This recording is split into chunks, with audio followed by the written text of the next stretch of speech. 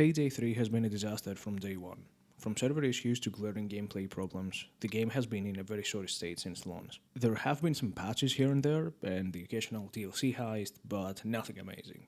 However, the one big problem people had even before the game came out was the fact that Payday 3 is an online-only live service game, with no actual offline mode. With launch being a dumpster fire of server issues and various complaints, offline mode was the number one thing people asked about. Some outright refused to even buy the game without an offline mode. Others were skeptical about the game's longevity, considering Starbreeze isn't exactly a stable studio financially, and wondered what would happen if the company went under. So, a while back, Starbreeze actually made a post announcing Operation Magic Bag, saying they were listening and that offline mode was on the way. With solo mode being added in the Boys in Blue update, they stated that it is a required first step to take for offline mode's features.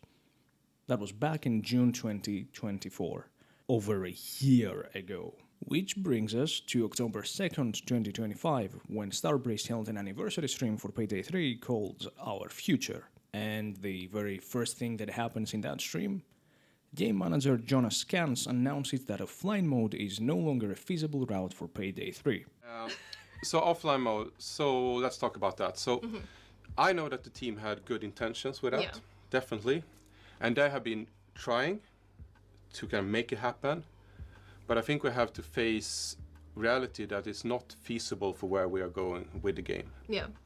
After a year of promised development, and on the day you're supposed to celebrate your game's anniversary, the very first thing you announce is the cancellation of the one feature people have been asking for since day one. Now, I'm not a marketing expert, but if Starbreeze does have a marketing department, I'm sure they all wished to be gummazzed right then and there. I can actually see why the previous social media guy left. This isn't just terrible news, this is catastrophic news for Payday 3. I'm not going to get into the player numbers argument, but there are a lot of people who were waiting for offline mode to be implemented before buying the game, so you just lost that crowd pretty much indefinitely. And the few people that remain, you've just broken yet another promise. One more for the pile, Starbreeze. Offline mode wasn't just important because we want to be antisocial and play alone, it was also a safety net in case you decided to terminate the game so our progress wouldn't go to waste. Hell, we had major Stop Killing Games drama just recently, and who can reassure us that Payday is gonna remain playable and not just shut down out of nowhere? It's not like studios are afraid to do exactly that. I was there when Need for Speed World and Wildstar were shut down. But yeah, offline mode, rest in peace, that is actually one of the worst things they could actually announce, but whatever. Oh my god, then they talk about upgrading to Unreal Engine 5. I don't like the term slop, I think it's overused these days and it's pretty much used everywhere, but if any engine could be considered slop, that engine is Unreal Engine 5. Just check out the Borderlands 4 reviews. The game is plagued with terrible performance issues, even beefy setup struggle, with Unreal Engine 5 being at the forefront of it all. Silent Hill F, also a new game that uses Unreal Engine 5, has similar issues, with cinematics being locked at 30 FPS regardless if you have your FPS set higher than that. Unless you use a third-party mod, of course.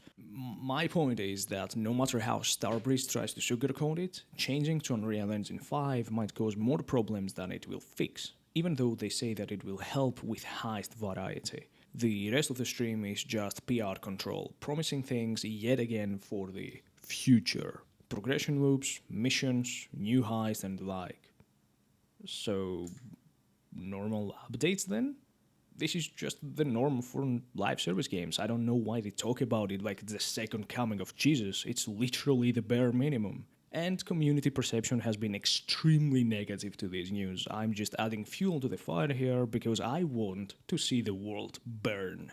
But hey, here are some Twitch drops. I'm sure that is gonna help you cope with the pain. Like and subscribe!